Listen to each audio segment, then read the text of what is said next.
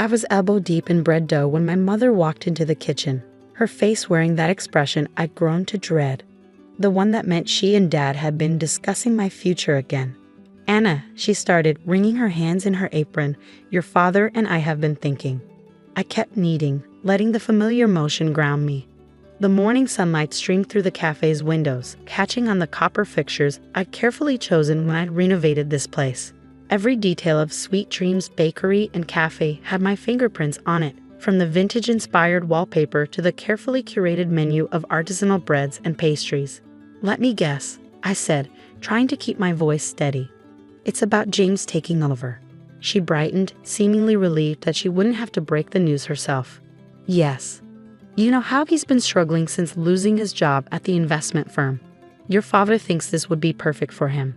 He has an MBA, after all." I laughed, but there was no humor in it. "Mom, James doesn't know the first thing about running a bakery. He's never worked in food service. He doesn't even cook his own meals. But he understands business," she pressed on. "Numbers, management, all those things you struggle with." I finally stopped kneading, turning to face her fully. "Struggle with? Mom, I've turned a profit every month since we opened. I paid back the startup loan in half the expected time. The cafe has a waiting list for specialty orders." But I could see my words weren't registering. In my parents' eyes, I would always be the impulsive daughter who dropped out of business school to attend culinary arts programs. Meanwhile, James would always be the golden child, even after getting fired for risky trading decisions that cost his firm millions. "Your father's already discussed it with James," she continued as if I hadn't spoken. "He's very excited about the opportunity. Think about it, Anna. You could focus on what you love, the baking, and let James handle the business side." I wiped my hands on my apron, leaving floury handprints. "This is my business, Mom. I built it from nothing. Dad may have co-signed the initial loan, but I'm the one who turned this old building into something special." She touched my arm, her expression patronizing. "Honey, we just want what's best for everyone. James needs this. He has a family to support. And I don't matter." I asked quietly, "My dreams don't count because I'm single. Because I'm a woman." "Don't be dramatic," she sighed. "Your father's already drawn up the papers. James will be taking over as managing director starting next month."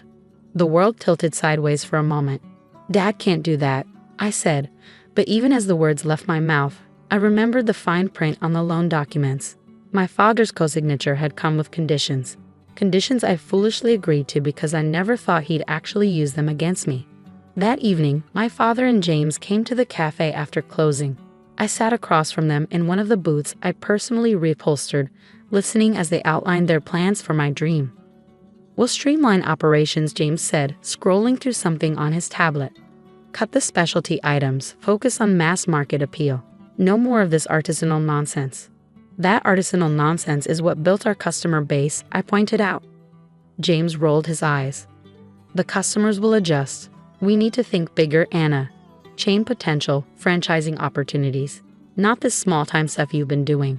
My father nodded approvingly. "James has some excellent ideas for modernization.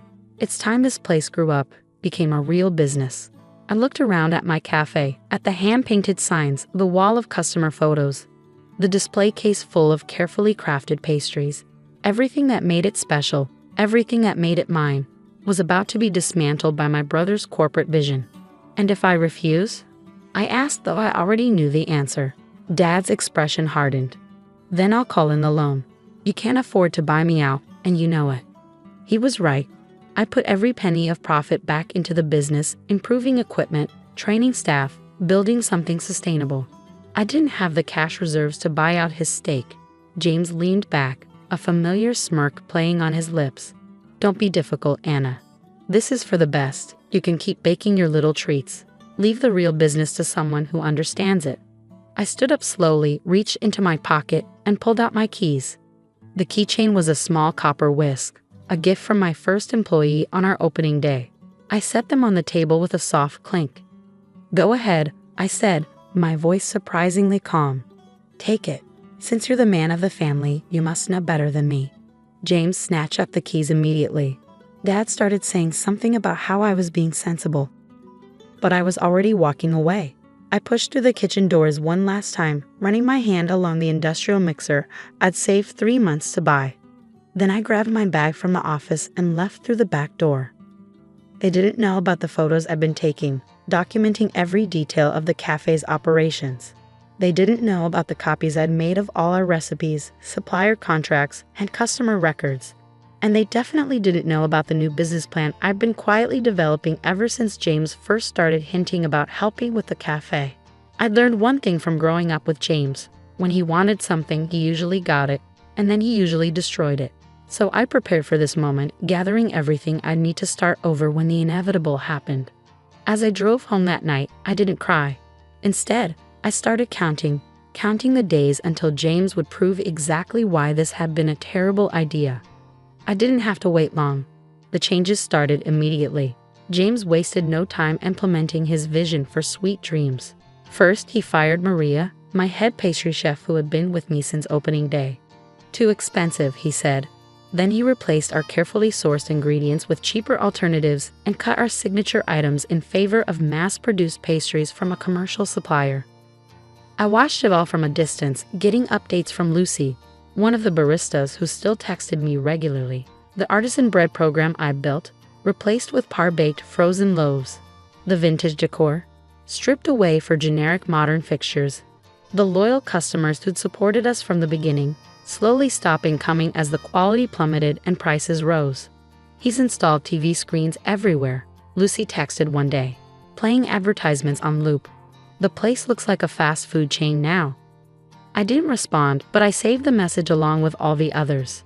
Each update was another piece of evidence that I filed away carefully, knowing they would be useful soon. 3 months after James took over, my mother called. The numbers are concerning, she said hesitantly. James says it's just growing pains, but your father is worried. Would you consider coming back, just to help smooth things over? No, I said simply and hung up. Instead, I focused on my plan. I'd taken a job at another bakery across town, working the early morning shift.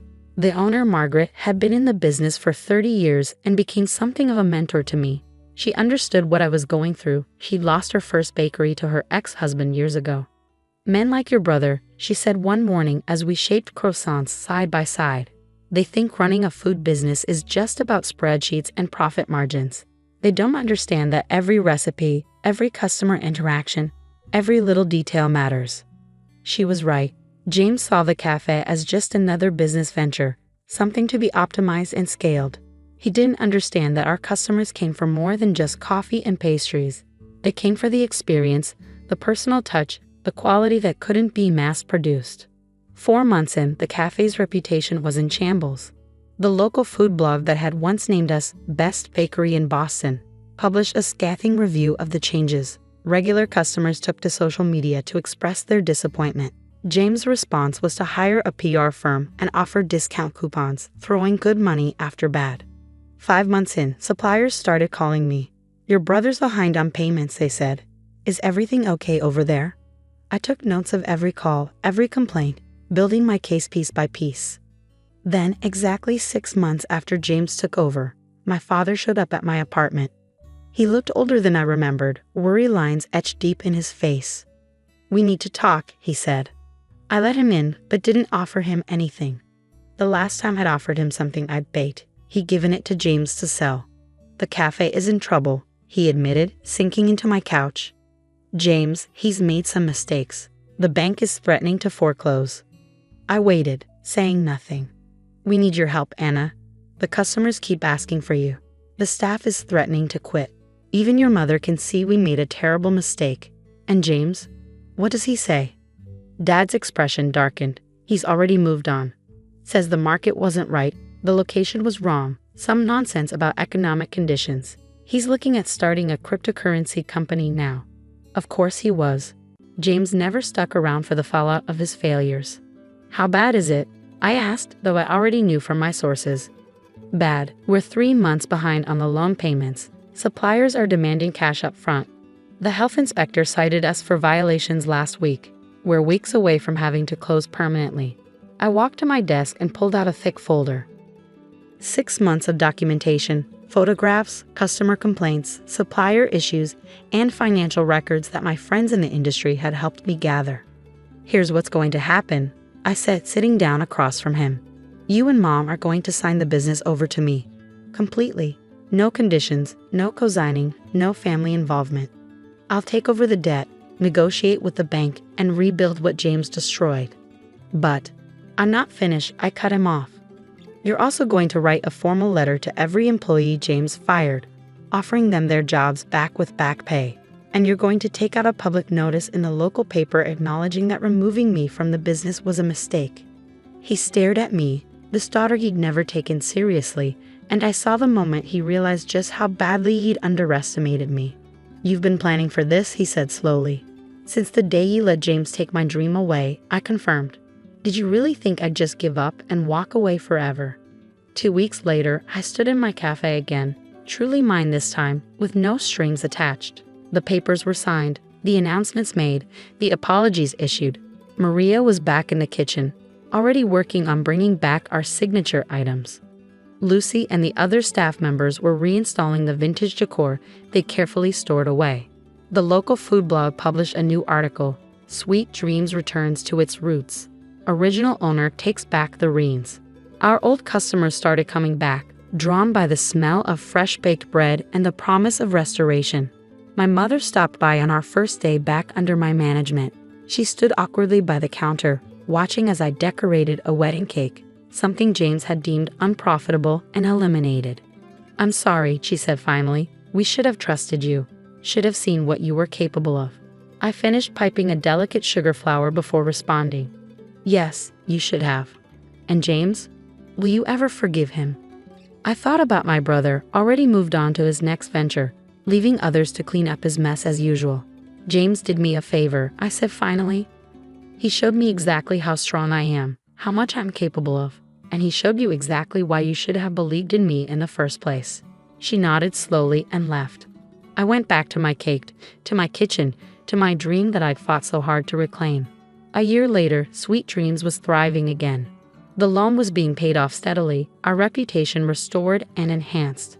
I'd even opened a small baking school in the space next door, teaching others the skills I'd worked so hard to master. James never came back to the cafe. Last I heard, his cryptocurrency venture had failed and he was looking into house flipping. But I kept his corporate makeover photos prominently displayed in my office, a reminder that sometimes you have to lose something to truly appreciate how hard you'll fight to get it back.